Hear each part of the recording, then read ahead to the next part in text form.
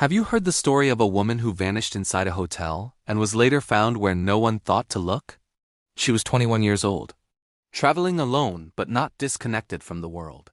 She checked into a downtown hotel that had seen better decades. The kind of place with long hallways, dim lighting, and a history no one really talks about. Every day she called her parents, sometimes more than once. Short updates, reassurances, ordinary conversations that meant everything. Then the calls stopped. At first it didn't seem alarming, but days passed. No messages, no calls. Her parents contacted the police. A search began. Hotel staff were questioned. Guests were interviewed. The building was combed floor by floor. Her room showed no obvious signs of struggle. Her belongings were still there. There was no note.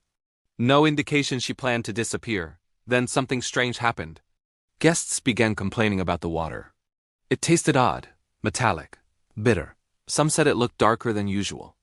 Others said the pressure in their rooms had dropped unexpectedly. Showers sputtered. Faucets ran slow. Maintenance was called to investigate. They went to the roof. What they found ended the search. Her body was inside one of the hotel's water tanks. The tanks were large, supposed to be sealed and difficult to access. Not somewhere a guest should ever be able to reach, let alone enter. No one could immediately explain how she got there. Security footage soon surfaced. It showed her final known moments, captured by an elevator camera late at night. The footage was silent, grainy, unsettling. She stepped into the elevator and pressed multiple buttons. None of them seemed to work. She leaned forward, then stepped back out into the hallway, as if checking for something or someone. She re-entered, she waved her arms, she gestured. She moved cautiously, like she was trying not to be seen or was reacting to something just out of frame. At one point, she hid in the corner of the elevator, peering out.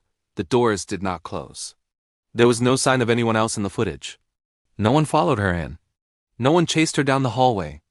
And yet, her behavior suggested fear, confusion, urgency. Investigators said the roof was restricted.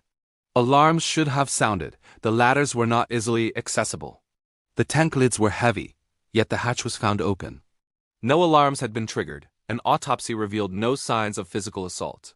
No defensive wounds. No trauma consistent with an attack.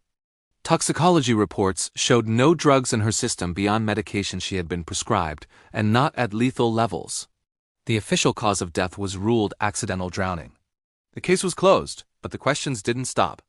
Why was she on the roof in the first place? How did she climb into the tank alone?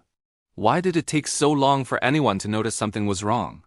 Why did the elevator behave the way it did? Experts offered explanations. Faulty sensors. Mental health struggles that could cause disorientation or paranoia.